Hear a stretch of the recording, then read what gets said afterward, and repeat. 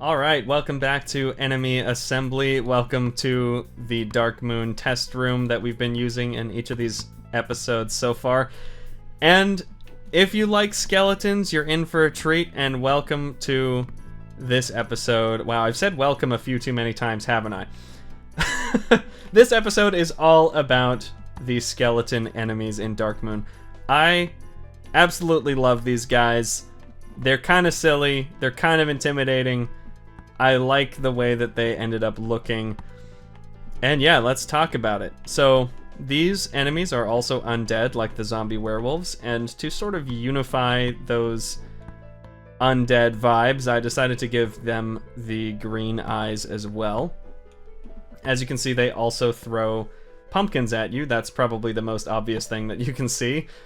So, like the witches, they also have a ranged attack. This ranged attack, of course, is different because it has gravity, which means it can be a little bit harder to tell where it's going to end up because it has an arc rather than just moving in a straight line.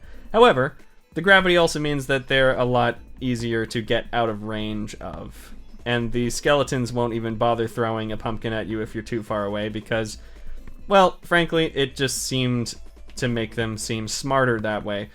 Originally, they were just throwing pumpkins constantly like the witches, but since most of the time you were out of range, it just made them seem unintelligent. So, letting them actually have a bit of a sense of when they're close enough to hit you with a pumpkin and only throwing in that case makes them seem a lot more intelligent. And that intelligence makes them seem a little bit more threatening.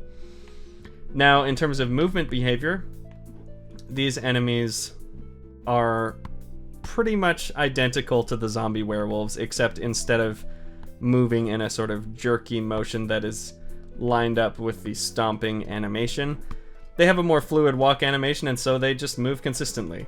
It gives them a slightly different feel to the zombie werewolves, and of course they're also much smaller in stature and they have less health, so they seem a little bit weaker. Still more health than the witches, but a little bit less health than the zombie werewolves.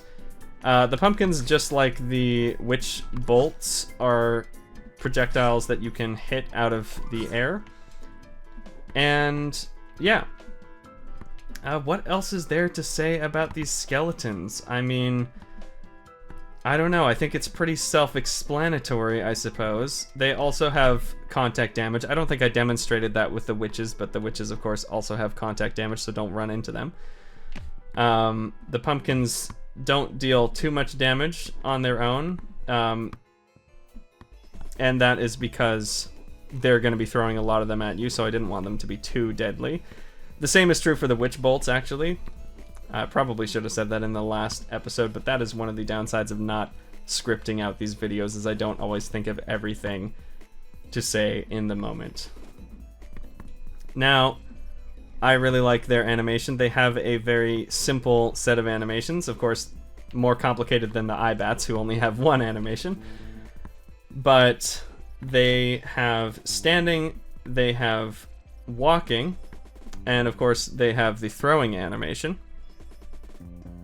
I really like their walking animation, and it's a little bit hard to tell, but they have their hands are sort of moving.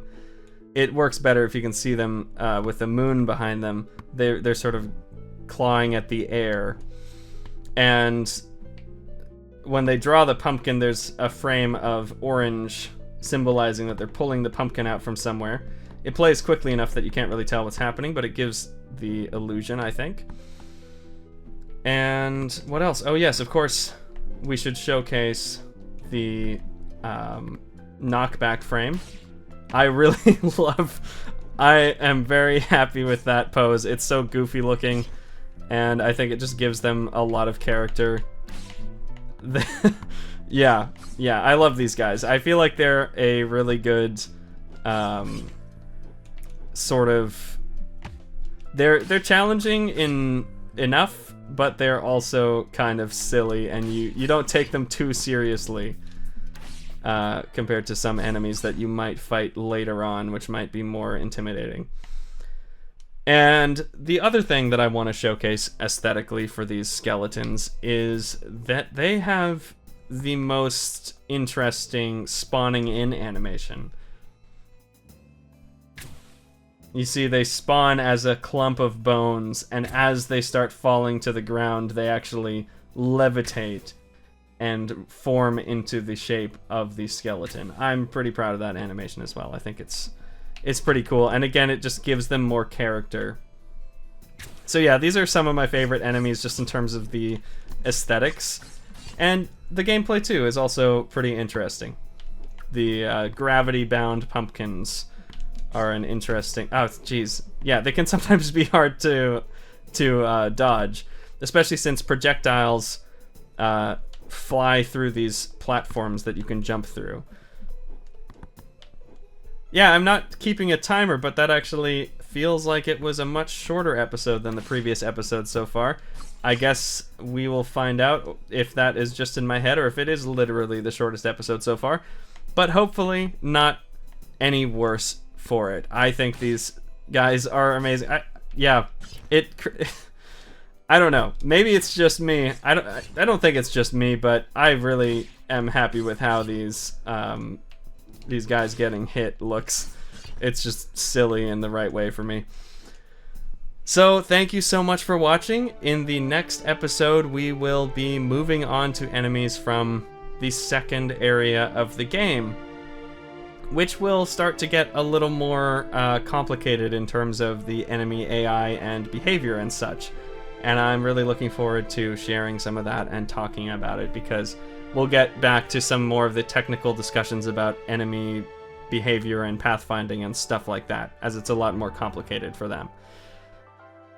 If you enjoyed this video, please like it, please comment, subscribe, etc., so that you can see more Darkmoon devlogs and more episodes of this series, Enemy Assembly, where we talk about the enemies in Darkmoon. Alright, thank you for watching. Let me know what you think about the skeletons. I'll see you later.